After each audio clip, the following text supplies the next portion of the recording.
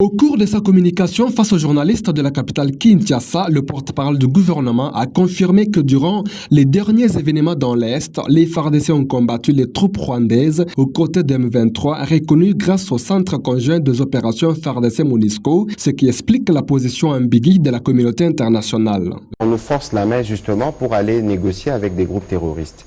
Ici, si vous avez suivi les communiqués, peut-être que les gens ne les savent pas, qu'il existe un centre conjoint des opérations entre la République démocratique du Congo, nos forces armées et la MONUSCO, qui opèrent avec des drones de surveillance, qui voient les mouvements qui s'opèrent au niveau de la frontière la nuit, des colonnes, des militaires qui viennent, qui opèrent, parce que comment expliquez-vous que le secrétaire général des Nations Unies, lorsqu'il parle du M23, il reste diplomate pour ne pas citer les Rwandais. Vous avez suivi le propos de Mme Bintou à propos, c'est une armée étrangère qui opère sous les couverts des autres. Donc, dire que les forces armées de la République démocratique du Congo n'ont pas combattu, moi je ne voudrais pas aller ou tomber dans les pièges de tout ce qui circule sur les réseaux sociaux.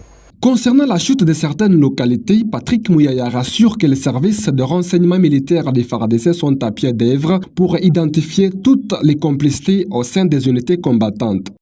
Il y a évidemment au sein de l'armée les renseignements militaires qui travaillent au quotidien pour arriver à déceler tous ceux qui sont traîtres et tout le... Il y a évidemment lorsqu'il y a des situations, par exemple la chute, comme vous aviez dit, des localités, il y a des responsabilités qui doivent être établies. Et il y a dans la chaîne du travail qui s'est fait au niveau de l'armée, on situera les responsabilités. Vous avez vu les images qui ont circulé, des choses qui ont été dites. Il existe un auditorat et des services judiciaires au sein de l'armée qui pourront, le moment venu, établir les responsabilités qui ont justifié cette situation.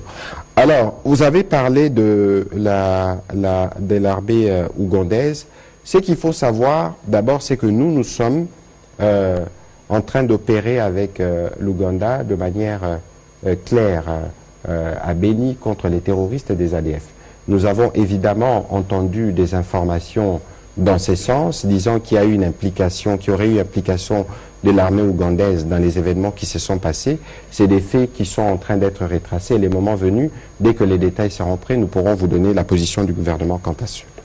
Le ministre de la Communication réfute par la même occasion les recours au groupe russe Wagner dans la situation sécuritaire actuelle. Ces armes doivent être tracées, on doit savoir d'où c'est venu. Et donc sur la question de Russes, pour terminer, le président de la République a été très clair.